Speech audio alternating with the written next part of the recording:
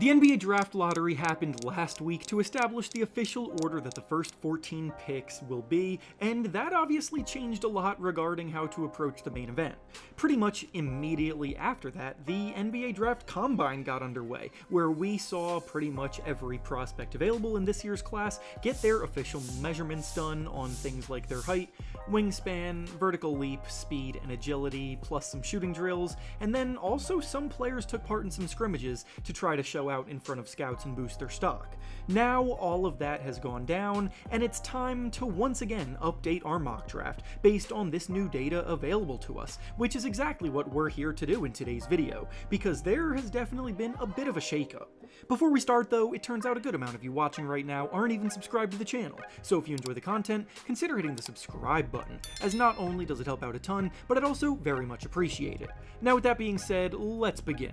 Starting with the number 1 pick in the draft, the Dallas Mavericks select Flagg from Duke. Spoiler alert, this one is not going to change between now and the draft, so not much needs to be said here. When the Mavericks somehow won the lottery, they managed to save their franchise's future, because landing Flagg as a building block for the next generation after trading away Luka Doncic is a miraculous win for them. Flagg has been the top prospect in this year's class from the very beginning, and his Player of the Year campaign at Duke only solidified things further.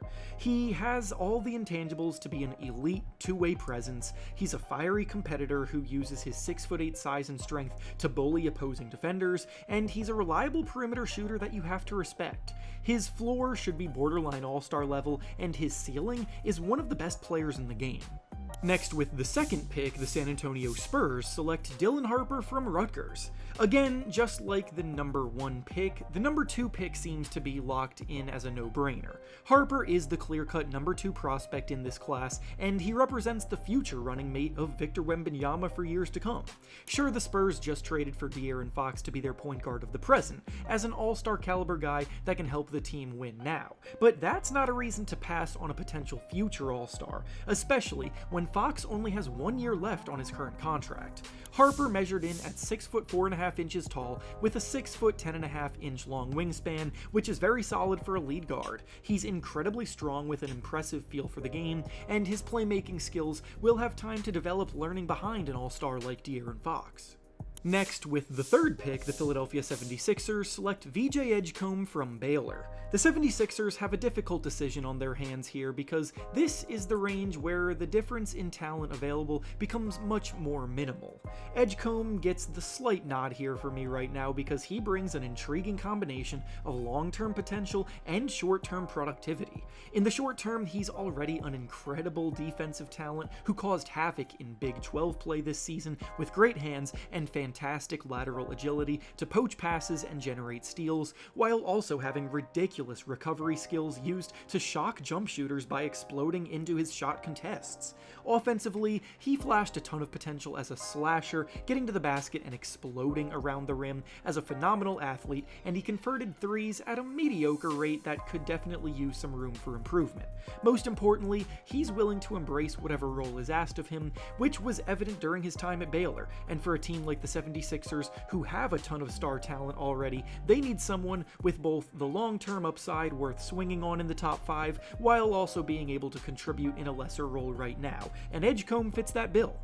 Next, with the fourth pick, the Charlotte Hornets select Ace Bailey from Rutgers. Bailey is probably the most polarizing prospect in this year's draft class because he has some incredible green flags in his game, while also having a few other alarming red flags that make you proceed with caution. He has the mindset of a number 1 scoring option, and what he showed at Rutgers was that he is determined to try to get a bucket every time he touches the ball.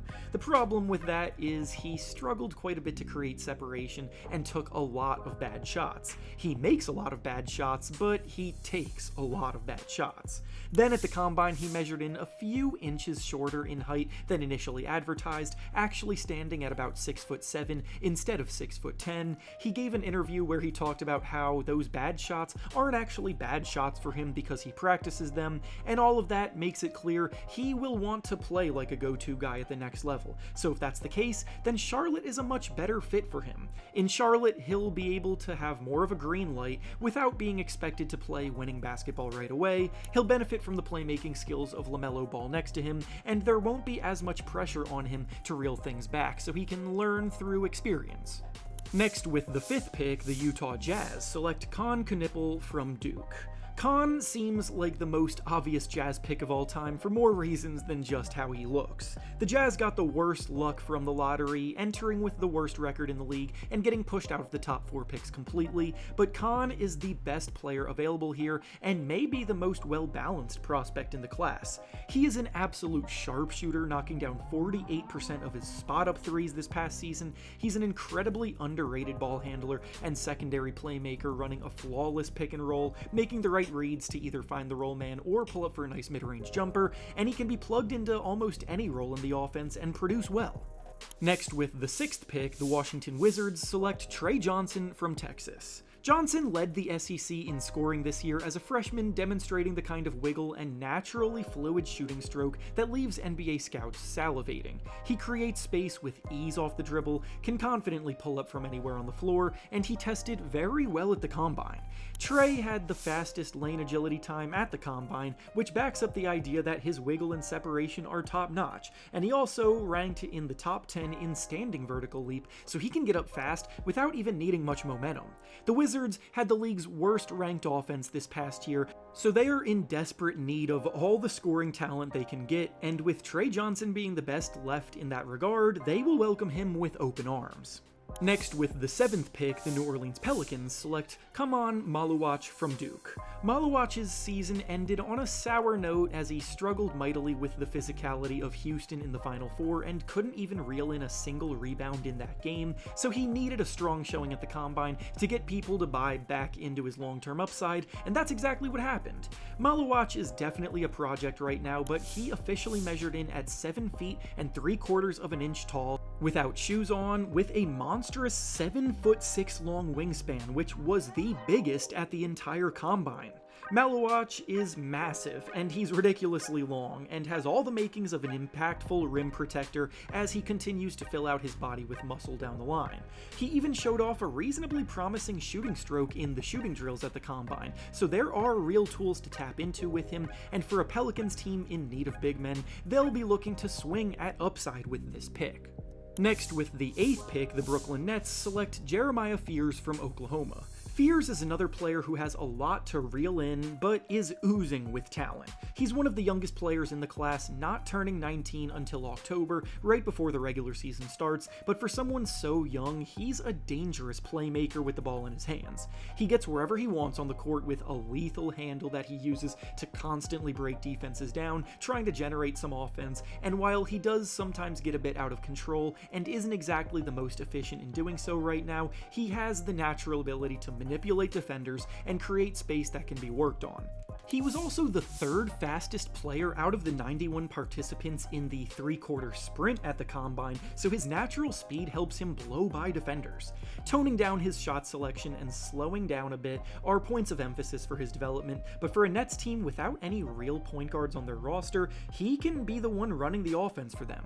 Next, with the 9th pick, the Toronto Raptors select Colin Murray-Boyles from South Carolina. Murray-Boyles has a clear-cut skill set that will translate at the NBA level as an incredibly versatile defender with switchability and useful strength, but offensively, he needs some work. He's a big man who measured in with a height of just 6'6" at the Combine, which is very small for someone playing his position, and if you're going to be a small ball big man, you should at least be able to shoot the ball, but Murray-Boyles ranked 2nd to last in the spot-up three-point shooting drill, which is a bit concerning. The Raptors are starting to shift back to focusing on winning again though, so they'll view him as someone who is NBA ready to defend hard from day one.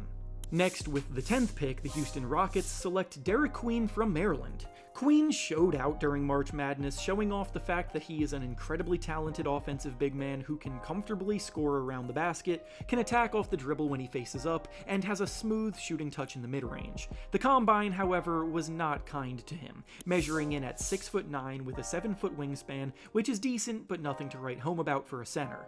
He was also the slowest person in the entire Combine in the lane agility drill, he was the second slowest at the Combine in the shuttle run, and he was also the second slowest in the three-quarter sprint.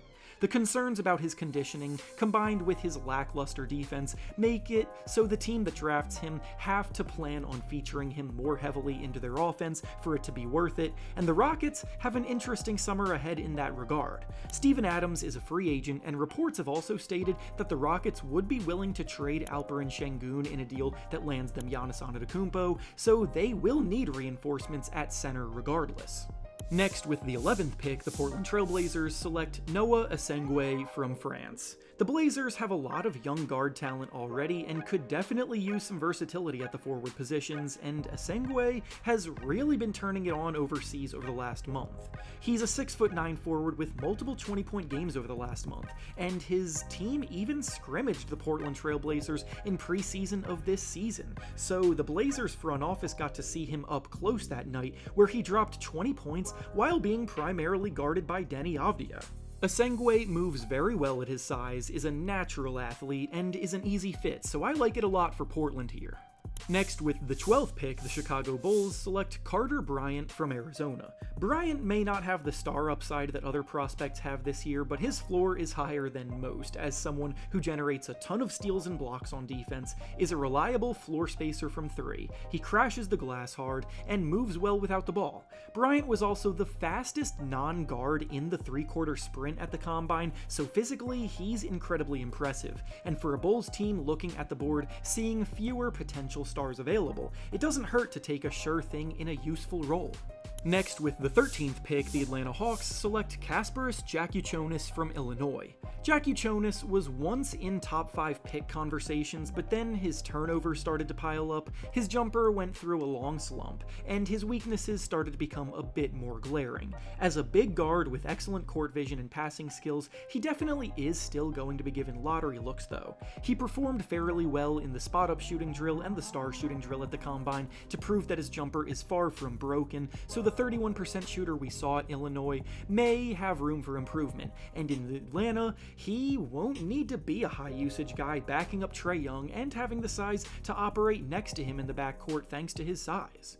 And finally, with the last pick of the lottery, the San Antonio Spurs select Rasheer Fleming from St. Joe's. Fleming might be one of the most special physical specimen available this year. Fleming is a 6'8" forward with an absurd 7'5" long wingspan, which was the 4th longest wingspan at the Combine behind 3 centers. He has everything needed to be a monster on defense, using that length and combining it with the 2nd fastest shuttle run at the Combine this year, showing off the fact that he has amazing feet and can rotate and change speeds quickly on defense. He also shot 39% from 3 this season in college, so when it comes to playing the 3-and-D role, Fleming fits the bill with better attributes than anyone else, and for a Spurs team with the kind of length it has in the rotation already, and pairing him with Wembanyama in the same front court, it would give opposing offenses nightmares.